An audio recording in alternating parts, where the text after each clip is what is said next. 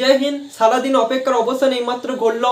SSC আমাদেরকে একটা নোটিশের মাধ্যমে সম্পূর্ণ ব্যাপারটা জানিয়ে দিল, আমাদের চোখের সামনে স্পষ্ট করে দিল কবে থেকে আমরা অ্যাপ্লিকেশন করতে পারবো।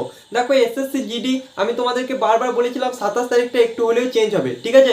হোয়াটসঅ্যাপ গ্রুপে আমি তোমাদেরকে সম্পূর্ণ নোটিশটা কিন্তু দিয়ে দিয়েছি, ঠিক আছে। তার সঙ্গে আরো কিছু তথ্য দিয়েছি। তো হোয়াটসঅ্যাপ গ্রুপে এখনো পর্যন্ত যদি কেউ জয়েন না হয়ে থাকো অবশ্যই জয়েন হয়ে যাবে, ঠিক আছে। আর চ্যানেলে নতুন হলে অবশ্যই চ্যানেলটিকে সাবস্ক্রাইব করে পাশে থাকো, বিকজ এখানে তোমরা সমস্ত কিছু পেয়ে যাবে। তো আমরা কথা বলে নিই আমাদের নোটিশে মোটা করে কি লেখা আছে।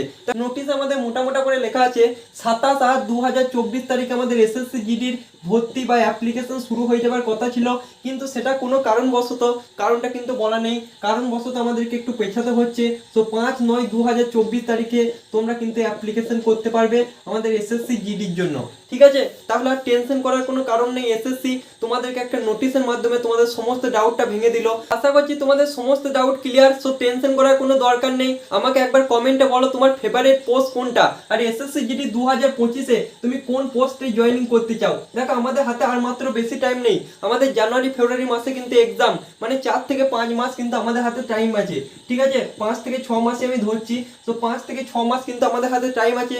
এখন থেকে যদি জি জান দিয়ে না করতে পারো ভাই, তাহলে 2024-এ যে হালটা হয়েছিল সেই হালটাই কিন্তু আবার হবে। তো সেই হালটা যদি আবার না করতে চাও তাহলে এখন থেকেই ভাই পড়াশোনা শুরু করে দাও, ঠিক আছে। আর তোমার ফেভারিট পোস্টের নাম বা কোন পোস্টে তুমি যেতে চাও, বিএসএফ, সিআরপিএফ, এসএসবি, তো সমস্ত কিছু আমাকে কমেন্ট বক্সে বলো, আমি তোমাদেরকে অবশ্যই রিপ্লাই দেবো। তো আজকের মতো এই পর্যন্তই। জয় হিন্দ, বন্দে মাতরম।